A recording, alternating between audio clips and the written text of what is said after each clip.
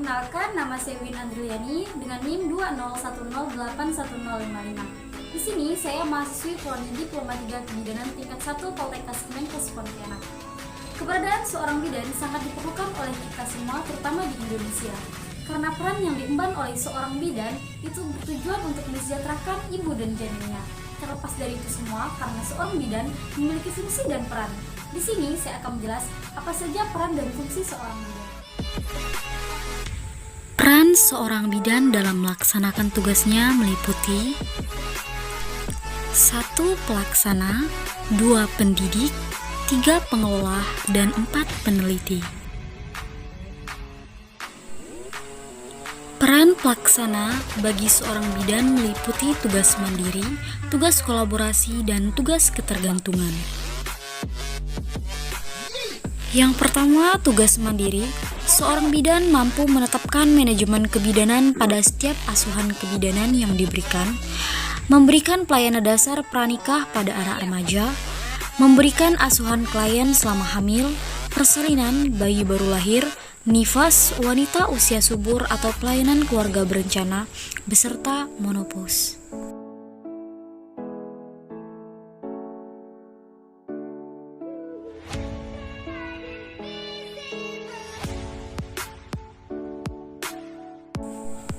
Yang kedua, tugas kolaborasi, menerapkan manajemen kebidanan pada setiap asuhan kebidanan sesuai fungsi kolaborasi dengan melibatkan klien dan keluarga. Memberi asuhan pada ibu hamil dengan resiko tinggi dan kegawat daruratan. Memberikan kebutuhan asuhan pada ibu bersalin, nifas, bayi baru lahir, dan balita berisiko tinggi. Yang ketiga, tugas ketergantungan, menerapkan manajemen kebidanan pada setiap asuhan, memberikan asuhan kebidanan melalui konsultasi serta rujukan pada masa kehamilan, persalinan, masa nifas, bayi baru lahir, serta kelainan pada anak balita.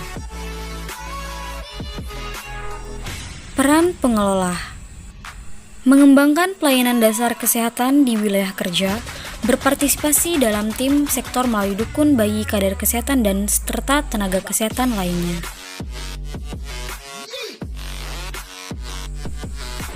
Peran pendidik, memberi pendidikan dan penyuluhan kesehatan kepada klien,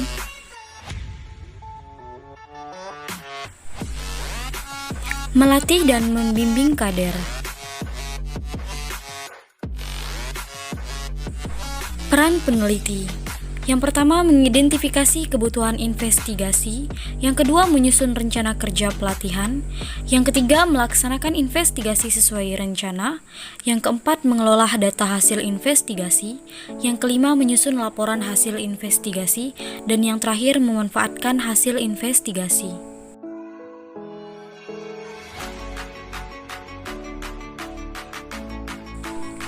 Tidak hanya memiliki peran, seorang bidan juga memiliki fungsi.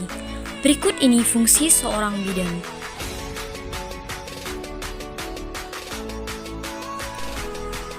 Yang pertama ada fungsi pelaksana, yaitu bidan melakukan bimbingan dan penyuluhan kepada individu, keluarga, serta masyarakat, khususnya kaum remaja pada masa pra-perkawinan. Yang kedua, melakukan asuhan kebidanan untuk proses kehamilan normal, serta kehamilan dengan kasus patologis tertentu. Yang ketiga, melakukan persalinan normal dan kasus persalinan patologis tertentu. Selanjutnya, merawat bayi segera setelah lahir normal dan bayi dengan risiko tinggi. Melakukan asuhan kepada ibu menyusui dan pada ibu nifas. Memberi pelayanan kepada anak balita dan keluarga berencana, dan yang terakhir kepada klimaterium atau monopause. Yang kedua ada fungsi bidan sebagai pengelola, yaitu mengembangkan konsep kegiatan pelayanan kebidanan bagi individu, keluarga, kelompok masyarakat sesuai dengan kondisi dan kebutuhan masyarakat setempat yang didukung oleh partisipasi masyarakat. Yang ketiga ada fungsi bidan sebagai pendidik, yaitu memberi penyuluhan kepada individu, keluarga, dan kelompok masyarakat terkait dengan pelayanan kebidanan dalam lingkup kesehatan serta keluarga berencana.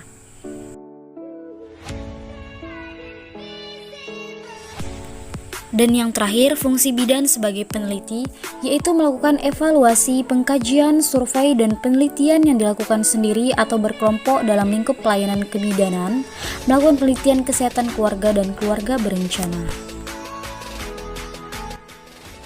Nah, jadi bagaimana nih dengan materi yang sudah saya jelaskan tadi? Apa sudah mengerti atau malah tambah bingung? Kalau tambah bingung, silahkan simak video yang akan saya tayangkan pada satu ini. Happy watching!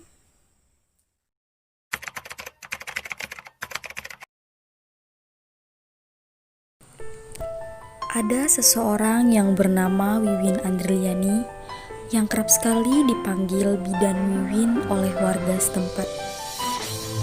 Bidan Wiwin merupakan bidan yang telah beberapa tahun ini membuka praktek di Desa Anjungan, Kecamatan Anjungan, Kabupaten Mempawah. Menjadi seorang bidan merupakan cita-cita ia sedari kecil. Menurutnya, seorang bidan itu sangat berhati mulia, bisa membantu sesama, berinteraksi, bersosialisasi, dan lebih khususnya bisa mengetahui apa arti pengorbanan seorang perempuan.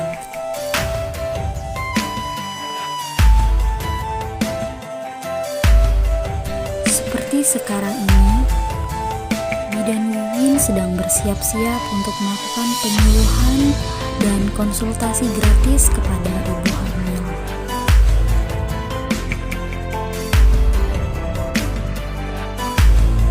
Karena sebelumnya, Bidan Wiwin Andriani sudah membuat janji dengan seorang ibu di Desa Anjungan Dalam untuk menjadi tempat penyuluhannya tersebut.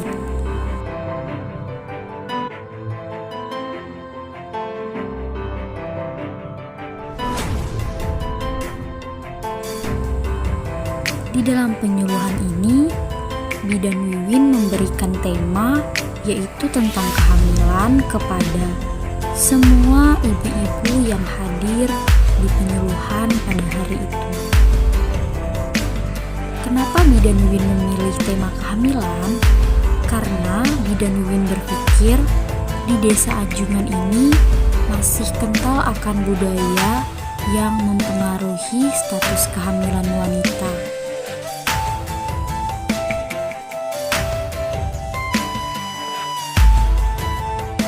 Oleh karena itu, Bidan Wiwin sangat menghimbau kepada ibu-ibu yang hamil di Desa Anjungan tersebut untuk tetap memperhatikan kehamilannya karena banyak sekali hal-hal yang buruk terjadi kepada ibu hamil, terutama karena faktor makanan, lingkungan, dan keadaan fisik ibu tersebut.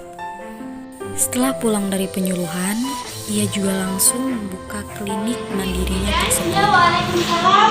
Silakan masuk. Baik, duduk. Nama saya Bidan Wiwin Andriani. Kalau boleh saya tahu, ada keperluan apa ya Ibu datang kemari?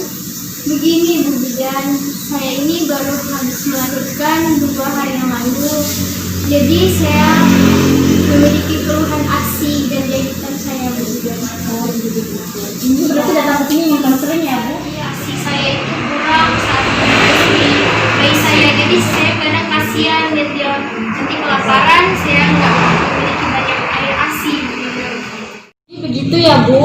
Iya. Sebenarnya kalau ASI tidak keluar Bu emang rata-rata kalau anak pertama kayak gitu Bu. Karena kan ASI juga dipengaruhi dengan hormon ya Bu. Apa payudara ibu ada pembengkakan? Saya rasa ada, cuman tidak terlalu besar Bu. Sakit nggak Bu? Agak sakit ya Bu ya. Iya, itu karena apa? Karena ibu tidak menyusukan ke bayi ibu. Jadi saran saya, walaupun ASI itu tidak keluar, tetap disusukan pada bayi ibu. Supaya apa? Supaya ASI itu tidak terjadi pembengkakan. Begitu ya. Terus saya sarankan agar ibu mengkonsumsi kayak buah-buahan, sayuran hijau, kayak gitu ya Bu.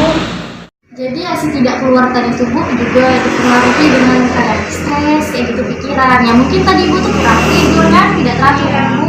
Jadi kalau bisa nanti direfreshkan. Santai aja Bu, jangan terlalu tegang, jangan dibawa stres ya Bu. Terus juga Ibu banyak makanan yang sehat. Gizi Ibu harus seimbang Bu, entah itu vitamin, karbohidrat, semuanya harus terpenuhi ya Bu, walaupun sedikit.